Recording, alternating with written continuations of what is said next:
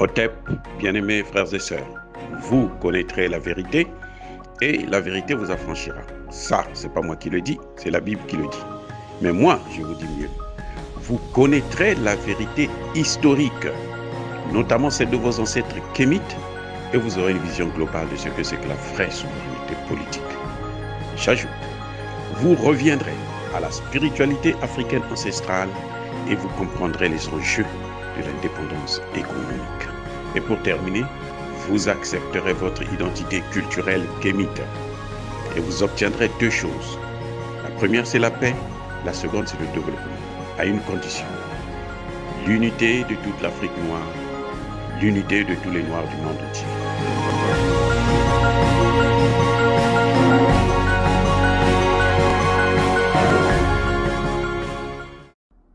Otep à tous. Bien-aimés frères et sœurs, l'Union africaine au pied du mur. L'Union africaine qui est financée par, comme vous le savez très bien, l'Union européenne et les États-Unis, ainsi que l'Angleterre, est une institution qui ne nous appartient plus, qui est dans les mains des Occidentaux. C'est la chose des Occidentaux. C'est leur paillasson en quelque sorte. C'est l'esclave de Sanon, comme disait le président Traoré. L'Union africaine est coincée par ses propres textes. En ce qui concerne la guerre au Congo démocratique entre les Wazalendo et l'armée congolaise, et le M23 est soutenu par l'armée rwandaise. Lorsque les États-Unis demandent la négociation, l'Union africaine aussi dit il faut négocier. Ok, très bien. Vous allez négocier? On va négocier sur quoi? Bonne question. Il y a deux principes clés qui sont en jeu. L'intangibilité des frontières issues de la colonisation et la souveraineté des États. Qu'est-ce que l'Union africaine propose? Vous voulez négocier? Vous voulez que le Congo puisse négocier avec le Rwanda? Le Congo va négocier sur quoi? Quels sont les enjeux de la négociation? Qu'est-ce qu'on attend d'une telle négociation? Pourquoi il faut négocier? Pour obtenir quoi? Quels sont les objectifs de cette négociation? Et c'est là que l'Union africaine est coincée. Les experts de l'Union africaine, vous savez, quand vous êtes manipulé, quand on vous dicte toujours des choses, vous ne réfléchissez plus. À un moment donné, vous allez perdre cette capacité de réflexion. Votre pensée, là, vous devenez comme, vous avez ce qu'on appelle la perte de son self-esteem. Vous perdez le self-esteem. Vous ne pouvez plus réfléchir par vous-même. Tout ce que vous voulez faire, vous allez demander à quelqu'un de vous aider, de vous donner la solution. C'est le cas de l'Union africaine. Et notamment dans le dossier du Congo démocratique.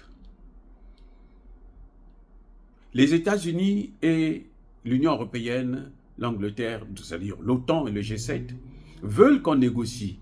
Oui, très bien, on va négocier. Mais on va négocier quoi? On va négocier sur l'intangibilité des frontières issues de la colonisation. On va demander au Congo. Donc, Tshisekedi, vous imaginez, Tshisekedi s'asseoir face à Kagame et puis il dit, bon, écoute, comme toi tu es en train de m'emmerder, tu es en train de tuer trop de gens, tu as déjà tué 18 millions, alors je te donne cette partie de terre. Vous imaginez le scandale. Vous imaginez le scandale. C'est là la situation dans laquelle se trouve l'Union africaine. Elle ne sait plus quoi faire. Parce que là, elle met en cause une décision capitale pour prévenir la paix en Afrique. Et si elle déshabille, si vous voulez, l'Union africaine de cet article fondamental, mais toute l'Afrique va rentrer en conflit.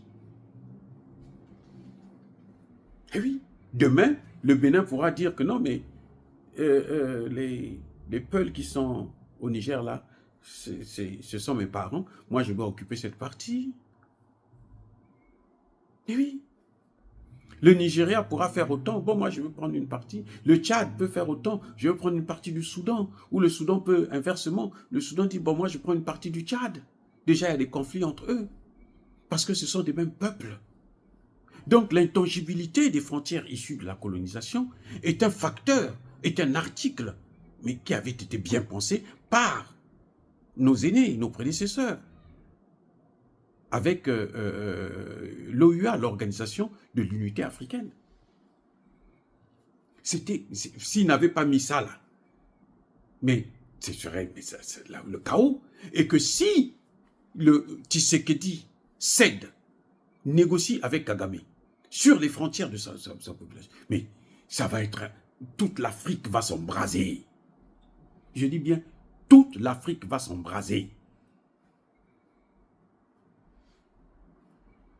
Vous avez des populations maliennes que vous trouvez en Côte d'Ivoire. Mais le Mali aura le droit de dire non, mais ceux qui sont la partie du nord là, de la Côte d'Ivoire, c'est maintenant pour moi. Ou le Burkina va se dire non, moi je prends cette partie de la Côte d'Ivoire. Ou le Sénégal va demander une partie du Mali. Qu'est-ce que vous allez faire? Mais c'est une folie contre l'Union africaine.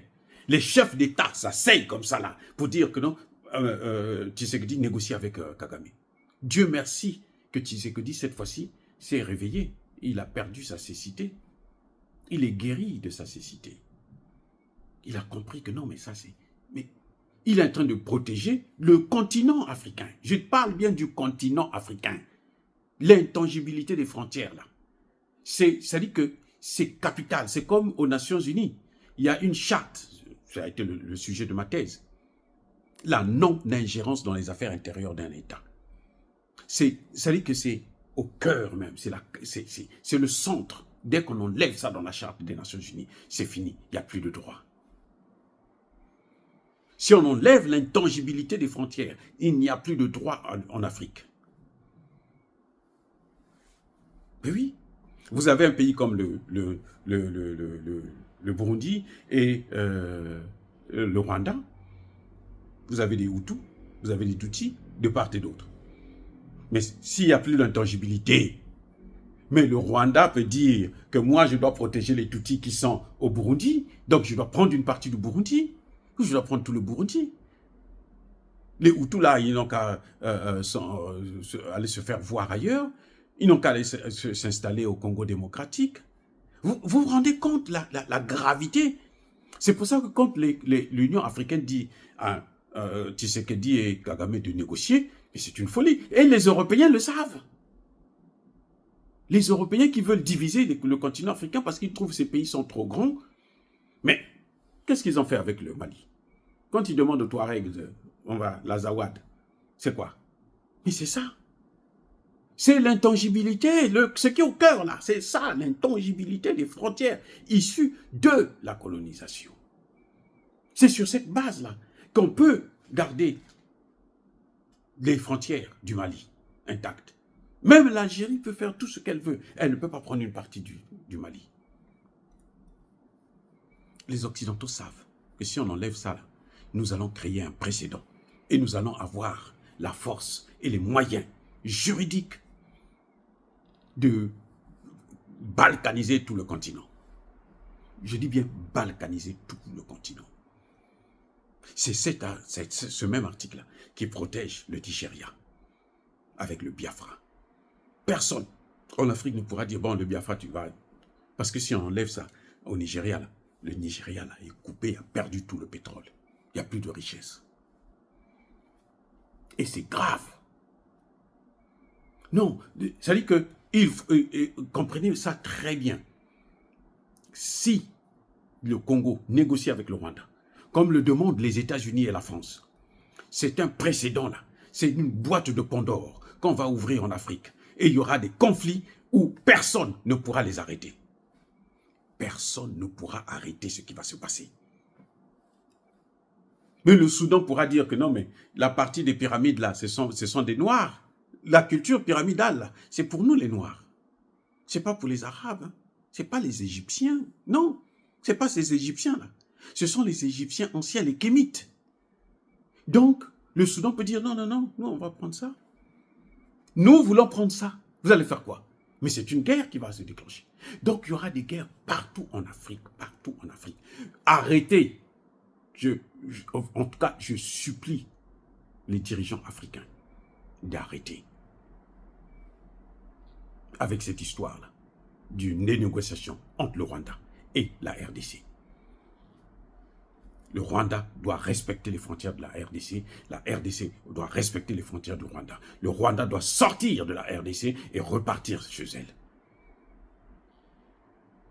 C'est comme ça que les Africains tombent toujours dans le piège des Occidentaux. C'est incroyable comment nos dirigeants sont bêtes. Je dis bien bêtes.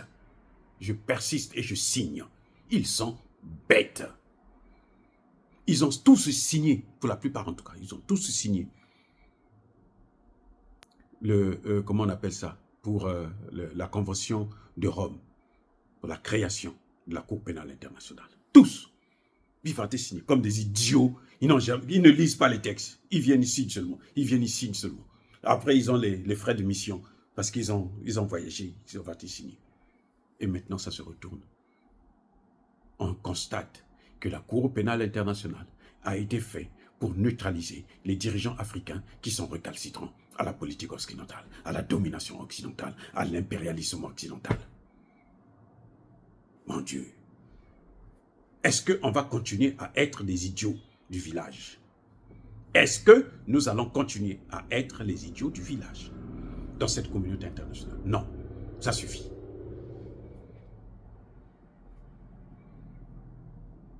On veut demander à Tshisekedi de négocier avec Kagame, mais la souveraineté, c'est quoi? C'est un problème qui se passe au Congo. Et on est obligé de négocier avec un étranger. Mais attendez, mais vous savez, en fait, les Américains, là, les Français, Anglais, autres, mais ils ne sont pas intelligents, comme on pouvait le croire. Ils ne sont pas très intelligents. Ils ne sont pas intelligents. À force de vouloir dominer le monde, un monde que vous n'avez pas créé, que Dieu a créé, et vous finissez par devenir bête parce que Dieu vous rend bête. Dieu est capable de vous rendre bête. C'est-à-dire que, vous voyez maintenant, tout ce qu'il propose, regardez la France, qui a bombé le torse. Aujourd'hui, tout ce que Emmanuel Macron sort de sa bouche là, c'est du venin. Je dis bien tout ce qu'il sort de sa bouche. C'est-à-dire que c'est comme si quelqu'un, c'était une machine. Ce n'est pas un être humain. Il ne réfléchit pas, non. Ça sort. Et mais alors, c'est des bombes. Il veut carrément amener le monde dans une guerre nucléaire. Mais il faut être fou. Il faut être fou. Si vous n'êtes pas fou, vous ne pouvez pas penser comme ça. Il croit que lui va s'en sortir dans une guerre nucléaire. Il croit que sa petite Brigitte Macron là va s'en sortir. Bref, en tout cas, c'est un test, ce dossier congolais. Mine de rien, si l'Union africaine ne prend pas ses responsabilités pour changer de position, je suis content qu'elle, au moins cette fois-ci, elle a décidé de soutenir l'intervention de la SADC avec un mandat musclé, offensif. Mais si elle ne prend pas ses responsabilités pour imposer, pour demander à Kagame de respecter ce principe, les mêmes pays-là, les présidents des pays africains, qui sont en train de soutenir cette thèse à la con, cette thèse d'ignare, les mêmes présidents vont le regretter parce que ça va se passer dans leur propre pays. La recolonisation exige aujourd'hui la balkanisation. On ne peut pas nous recoloniser si on ne balkanise pas nos pays. Ah, je reprends. On ne peut pas nous recoloniser si on ne balkanise pas nos pays. C'est pour ça que les États-Unis, la France, l'Angleterre et tous les pays, le Canada et autres, sont pour la balkanisation des pays africains. Tous les pays africains, aucun pays africain ne va échapper à ça. Selon le plan des Occidentaux, aucun pays africain n'échappera à ça. Même les pays comme le Burundi, le Rwanda. Mais au Burundi, au Rwanda, vous avez des Tutsis et des Hutus. Vous savez ce que les Occidentaux demandent? qu'on prenne tous les Hutus, on met dans un pays, ouais, tous les Tutsis, on met dans un autre pays. Ouais, comment ils sont bêtes, c'est des fous, des drogués. Je dis bien des drogués, regardez. L'Union africaine doit arrêter d'exiger des négociations. Ils doivent demander à Kagame de retirer ses troupes, laisser le Congo régler ses problèmes seul. Voilà. Et Tshisekedi doit maintenant prendre ses responsabilités pour renforcer son armée, équiper son armée, faire en sorte que cette armée puisse monter en puissance, de telle sorte qu'elle puisse combattre. Dire cela, c'est inciter à la haine ou à la violence, non. Bien-aimés frères et sœurs, soyez bénis. Soyez abondamment bénis par le Dieu des Kémites et par nos ancêtres angélisés. Mais que tous ceux qui persécutent le continent africain le pillent et le déstabilisent, qu'ils soient noirs, blancs, chinois, arabes, indiens, juifs, qui qu'ils soient punis, maudits, foudroyés, neutralisés, écrasés, effacés par le Dieu des Kémites et par nos ancêtres angélisés. Vive l'Afrique éternelle. J'ai dit et j'assume.